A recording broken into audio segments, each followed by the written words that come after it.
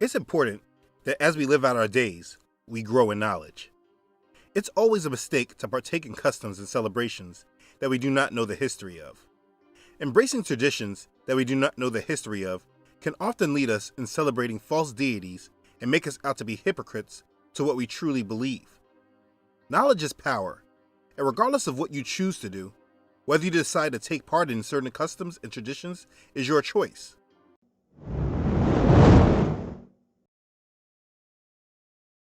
I will give you the background history of traditions that many of us blindly accept without really understanding. One of these traditions is Valentine's Day. For most people today, Valentine's Day is just regarded as a secular, commercial day of love. A date where people show their significant other that they love them, because someone else did a long time ago, and it just grew in acceptance over time. Basically, because days like Valentine's Day just show up on our calendar, and the retail big businesses start marketing to us, we just accept this day and look at it as harmless and partake in it. I mean, Valentine's Day is a huge day for business. It is estimated that in America alone, the country as a whole spends an average of $18.5 billion on Valentine's Day every year. But if you ask people why, you would most likely receive silence as an answer. Everyone knows that we celebrate love on Valentine's Day, but most people don't know exactly why we do and why it's even called Valentine's Day. So I think that's something that we should correct. Let's examine it. Let's begin. So where did Valentine's Day come from? Many people think that it's just one of those American holidays that we just partake in. It's just something that we as Americans do. But the celebration of Valentine's Day is not American. Others like to believe that it is a Christian holiday because it was named after a Christian saint by the Roman Catholic Church. But the truth is that Valentine's Day was made by the Roman Catholic Church to Christianize the pagan celebration of Lupercalia. Lupercalia was one of the most ancient Roman festivals, which was celebrated every year in honor of Lupercus, the god of fertility, also known as the god Faunus. This festival, which celebrated the coming of spring, included fertility rites, orgies, fornication, sex with minors, drunkenness, and other activities like the pairing off of women with men by lottery. Lupercalia was a fertility festival dedicated to Faunus, as well as to the founders of Rome, Romulus and Remus. During this time, the winter solstice is long gone, and the pagans are now seeing that the days are getting gradually longer. This was one of the most important fertility festivals for pagans. The festival was held on the 15th of February in the Lupercal, where Romulus and Remus were said to have been nurtured by the she-wolf. The place contained an altar and a grove sacred to the god Lupercus. In Lupercal, the Luperci, who were the priests, assembled on the day of Lupercalia and sacrificed goats and dogs. These animals were known for their strong sexual instinct, making them most appropriate sacrifices to the god of fertility. Then the Luperci cut thongs from the skins of the sacrificial animals and ran in two bands around the Palatine Hill. They would whip any women who came near them. A blow from the thong was supposed to make a woman fertile. It's said that young women would actually line up for the men to hit them. Now, if you just dig a little deeper, you can understand further what is being celebrated. Lupercalia is believed to be connected to the ancient Greek festival of Arcadian Lycaea and the worship of Pan.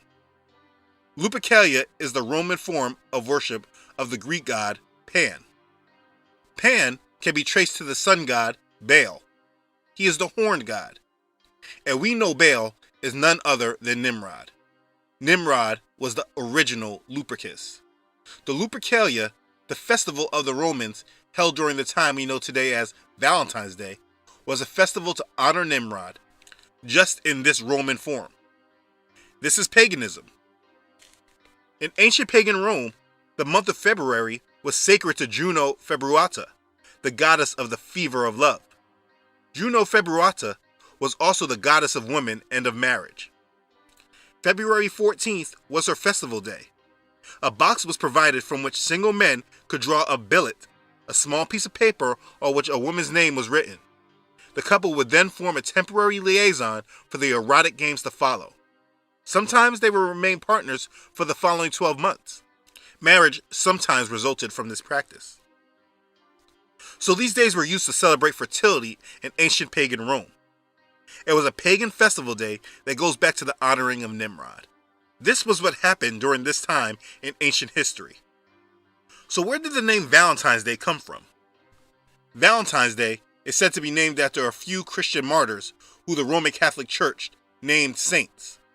According to one story, Roman Emperor Claudius II imposed a ban on marriages because too many young men were dodging the draft by getting married. At that time, only single men had to enter the army. There was a Roman physician and priest who had converted to Christianity when it was a persecuted religion. His name was Valentinus of Terni, and according to some of the stories, he used to marry Christian couples in secret. It was said he wore a ring with a cupid on it, which is used as a symbol of love. We'll cover that soon. The ring helped soldiers recognize him. When he was exposed, he was imprisoned, tortured, and beheaded. Later, he became a martyr and the patron saint of true love in marriages. While awaiting execution, he was visited by young lovers with notes about how much better love is than war. Some think of these love letters as the first Valentines. Valentinus' execution occurred on February 14th in the year 269. Later on, after Rome adopted Christianity and the Roman Empire fell, and the Holy Roman Empire began, the Roman Catholic Church made changes. The church was opposed to this display of open eroticism and sensuality that occurred during Lupercalia. In the 5th century, Pope Gelasius declared February 14th a holy day in honor of Valentinus, instead of the pagan god Lupercus. As with most non-biblical customs found in the church today, Lupercalia was simply given a Christian-sounding name and adopted into the Universal Catholic Church. They adopted some of the pagan celebrations during Lupercalia to reflect Christian beliefs. For example, as part of the Juno Feberata ritual, instead of pulling girls' names from boxes, both boys and girls chose the names of martyred saints from a box. They were expected to emulate the life of the saint whose name they had drawn. And this is where we get Valentine's Day from. It was a rebranding of a pagan festival worshiping fertility. They did this to make it easy on the pagan converts who were coming into their new popular Christianity. These pagans were unwilling to give up their satanic pagan rituals. So instead of putting a halt to the growing paganism of the church, the Romans took the approach of blend and incorporate. But changing the name of a pagan ritual doesn't change the fact that it is still a pagan ritual. So this is where Valentine's Day comes from. It is completely pagan. During the Middle Ages, it began to be incorporated with love. And that's where much of what we know of it today comes from. But let's look at some of the symbols that are used today with Valentine's Day. The red rose. You think this flower was just chosen because it is beautiful? Not at all. Venus was the Roman goddess of beauty, love, fertility, and sexual immorality such as prostitution. She was the Roman equivalent to the Greek goddess Aphrodite. Venus is the mother of Cupid. Her favorite flower was the red rose, which then associated the red rose with love. Because Valentine's Day became associated with love, in honor of the pagan goddess Venus, or Aphrodite, the goddess of love, red roses became synonymous with Valentine's Day. Just remember, if you look up most customs of today, you will often find a pagan god in connection with it. Does this mean it's pagan to love a red rose? Obviously not, but you should know why it is connected with Valentine's Day. Buying red roses for your loved one does not make you a pagan. I want to make that clear. Cupid. Most people don't know this because he's often portrayed as a little baby boy. But Cupid is a pagan god. Like I said earlier, his mother was the goddess Venus. He is a counterpart of the Greek god Eros. According to the myth, Cupid was the son of Mercury and Venus. Mercury being the winged messenger of the gods, and Venus, the goddess of love and beauty. Cupid often appeared as a winged infant carrying a bow and a quiver of arrows. Legend has it that Cupid shoots magical gold-tipped arrows at both gods and humans.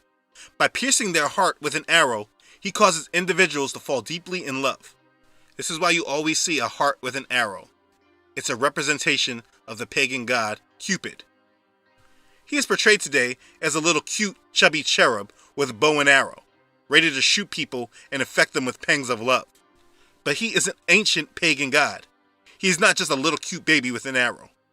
When you reference anything with him, you are participating in pagan beliefs. This is why he is associated with Valentine's Day, because it is a pagan holiday. Now, just the lustful nature of Valentine's Day as a whole is according to the pagan ritual of fertility. This is the time where people would gather their lovers for the year. This is not a day to get caught up in. Everything surrounding this day is pagan. It was then rebranded as a Christian holiday, and today it is looked at as secular, but it is not so. Anytime you have holidays that are connected with pagan gods, if you are a believer in Yahshua, you must completely abstain from them. Today, it is marketed as a day of love, but it is completely, again, a pagan holiday. Many of its customs and practices have changed and evolved over time. But at the heart, it's all about pagans and their gods, a way of celebrating them. It goes back to Nimrod. It's very easy to get lost in the crowd and just partake in it, because that's what the majority is doing. Because they make it seem as if it's secular and does not have any deity attached to it. It's just about love and fun. But a simple understanding of Cupid clearly shows that that's not true. For a believer in Yahshua, we are called to be set apart from the world, not following the crowd. We are not to be of this world. Jeremiah chapter 10 verse 2 says, "Do not learn the way of the Gentiles." We are to learn the ways of our Father. We should not follow pagan activities just because the world makes it easier for us to do so. The Apostle Paul tells us in Colossians chapter 2 verse 8, "See to it that no one makes a prey of you through philosophy and empty deceit, according to the tradition of men, according to the elementary matters of the world, and not according to Messiah." We must protect ourselves from the ways of this world. Valentine's Day is not a major day, but it still is a pagan holiday. It's easy to overlook. Listen, if you want to set aside a day to tell your husband or wife that you love them, pick another day and time to do this. You do not need to celebrate with the world. If the world tells you that February 14th is the day you are required to show your wife or your husband how you love them, make sure you don't. Remember, you are not of this world. It is a pagan holiday, and as we are all trying to strengthen our relationship with the Father, when we remove our association with these practices, we will see our relationships grow. I made this video to briefly clear it up for those that were not really sure about Valentine's Day. I want you to clearly know it is rooted in paganism, and as believers, we must remove ourselves from these pagan traditions. John chapter 8 verse 32 says, "And you shall know the truth, and the truth shall make you free." You now know truth about the day. Nothing really exciting in it, except that it's proven that the day was born from worshiping pagan gods. Be set apart from this world and be transformed. Love who you love every day. Live your life more through conviction of the Holy Spirit, rather than living through conformity to the ways and traditions of this world.